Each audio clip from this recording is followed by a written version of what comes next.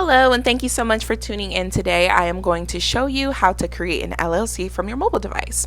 So the first thing you want to do is you want to open a Google tab or Safari or whatever your phone has, and you want to type in Ohio Secretary of State. Then you want to click on the site and go over to the sidebar and click Businesses. Here you can find all of the different links that will help you legalize, edit, or formalize your business through the state of Ohio. We are first going to do a business name search to make sure that there are no other businesses in the state of Ohio that have the business name that we want to use. Now, there are 3 results that have the same name, but that's perfectly fine as long as they're not doing what we're doing. So we see that it's a fictitious name, which is awesome. The real name of their business is sent right here, and it tells us what they do and how they're doing it. So we know that they are different from us, so we won't have any legal issues later on down the line. So when we exit out of that, we can go in and click File Online. Now, you want to create a login to this portal, which will then allow you to check on the status of your filing, make any changes and adjustments and things like that. So if we click Business Filings, file a new name, and we want to use a limited liability company in the state of Ohio. It says non-Ohio, which would be a foreign company. Say, for instance, you were located in Florida and you wanted to expand in Ohio, you would then be a foreign company, but we're domestic because we're based in Ohio. From there, that gives you an options as to whether or not you want to expedite your application process. Now, I recommend that this is not necessary because for me, the quickest turnaround time that I've had was about 1 business day. I received my entity number the next business day. The longest wait time that I've had was about 4 days, and as long as you submit your paperwork before 1 o'clock on that business day, you should be perfectly fine and you won't need to spend those extra hundreds of dollars. Next, they give you the option to register your name or do a business name search, but we already did that, so we're going to go ahead and continue. Next, we're going to type in the entity name, but you want to make sure that you include one of these suffixes at the end of your business name, just because that helps legally identify you. That is the official name of your business. I Am Music LLC. The effective date is going to be any date from today, or it can also be today. The effective time usually is perpetual, but you want to try to put it as early in the morning as possible. That way that you have the most buffer of an effective date and time.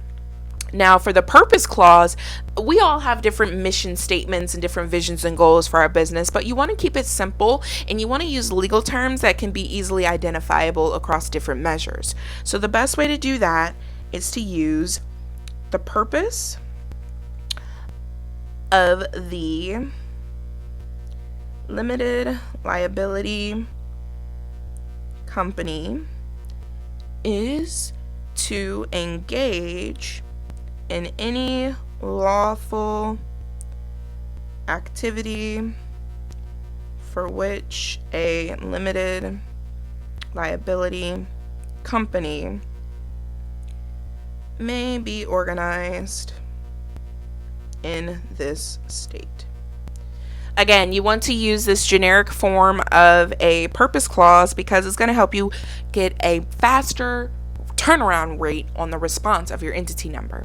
Again, that clause is the purpose of the limited liability company is to engage in any lawful activity for which a limited liability company may be organized in this state.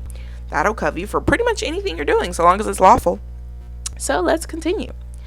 Now, here it gives us the option to appoint an agent. Now, the appointment of this agent is to make sure that you receive all of your business documents and they all go to the right place, such as any type of workers' compensation or workers' rights or any type of tax filings necessary. You want to make sure that they get delivered to where they need to be. You can definitely appoint yourself as an agent. That's highly recommended. Or you can appoint someone that you trust to be able to deliver this information to you. So let's put Johnny Joe down because he's a pretty cool guy and he lives at 1113 United Way. And he lives in Lima, Ohio. And let's give him a zip code 45801. And his email is lovealways because he's a pretty cool guy at gmail.com. Again, you definitely want a more professional email than this. But hey, so Now that he's on there, we want to go ahead and type his name in one more time just to make sure that he approves of his appointment. And we're going to save and continue. Now it gives us the option to add any attachments. These attachments would be anything like company bylaws, any type of business plans or anything like that, but they're not necessary for your approval process. If anything, they'll only slow it down. So we're going to go ahead and click no attachments needed and continue. Now we're going to authorize the fact that this business is doing pretty good. We're going to go ahead and give you permission to legalize it. So I'm going to put my name in here because I approve. And we're going to save and continue. It's my bedtime, guys. All right, so now we're going to review this information. We have the name of our entity, the effective date, the purpose clause, which is generic and will be used for any LLC so that we get quick response rates. We appointed an agent who will receive the documents on our behalf, and we authorized it. Okay? Now it gives us the option to preview the document, but this is what it's going to look like when it goes to the Secretary of State, and this is going to show whether or not your business is good to go. Now it gives us a little survey, and it's like, cool, yeah, totally, yeah, you guys are doing really great. And then we're going to exit out of that. So now that we've completely reviewed everything, we are going to verify it for checkout. So that simply says that everything is good to go, and yes, we have been verified. Now we're going to click it, and we're going to add the selected filings to checkout, and it's going to give us the option to go ahead and pay for our filings.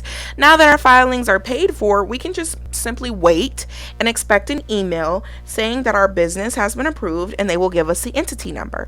Once we have that entity number, we will then go to the next video to show us how to get an EIN from the federal government. Thank you so much for tuning in, and I hope that this helped.